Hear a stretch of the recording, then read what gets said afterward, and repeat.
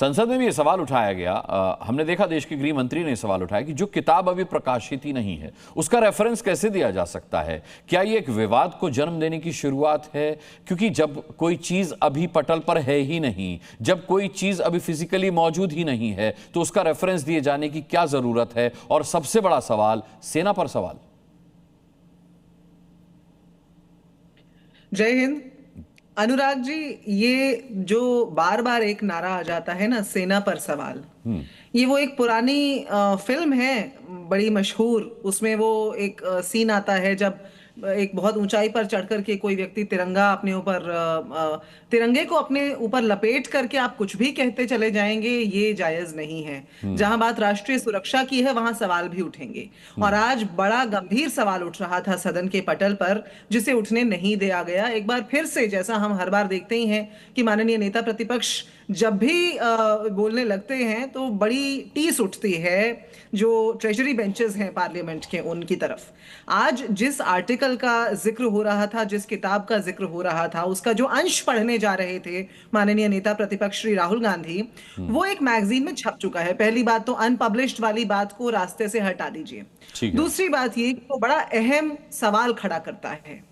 31 अगस्त की रात 8:15 बजे मनोज नरावणे जी, जनरल मनोज नरावणे जिस बात का जिक्र कर रहे हैं कि एक सक्रिय सैन्य जो टकराव था उसके बीच में जब चीन घुसा चला आ रहा था, बड़े विस्तार से उन्होंने बताया है कि वो एक के बाद एक कभी रक्षा मंत्री को, कभी किसी मंत्री को दिल्ली में फोन करते रहे। और 2.25 घंटे, जो किसी भी सैन्य टकराव में, सक्रिय सैन्य टकराव में लंबा समय होता है, और उसमें अंत में निकल करके क्या आता है, 2.25 घंटे बार बार ये बोलने के बाद कि अभी बताते हैं, अभी आपको फोन करते हैं, राजनाथ सिंह जी ने वादा किया फोन करते हैं, और अंत में ये जवाब आता है कि प्रधानमंत्री ने कहा है कि आपको जो उचित लगे वो करिए।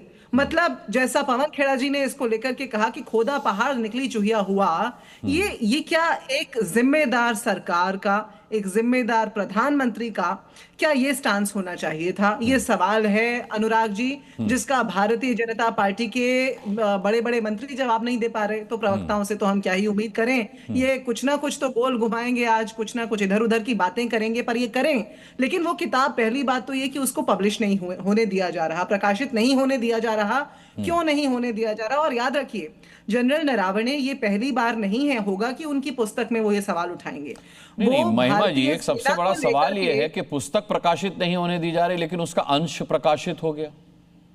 अंश उसका एक मैगजीन में प्रकाश, ऐसा तो अक्सर होता है। आप तो बड़े वरिष्ठ पत्रकार हैं, सीजन्ड जर्नलिस्ट हैं, आप मुझसे बेहतर जानते हैं कि आर्टिकल्स। नहीं, मैं बेहतर जानता हूं, मैं सीजन्ड जर्नलिस्ट हूं या नहीं हूं, लेकिन ये मैं बेहतर जानता हूं कि किताब के अंश प्रकाशित होते हैं, लेकिन ऐसी किताब के अंश जिसे सरकार प्रकाशित होने देना ना चाह रही हो, उसका अंश प्रकाशित हुआ हो, ये बहुत विरले ही सुनने को मिला है।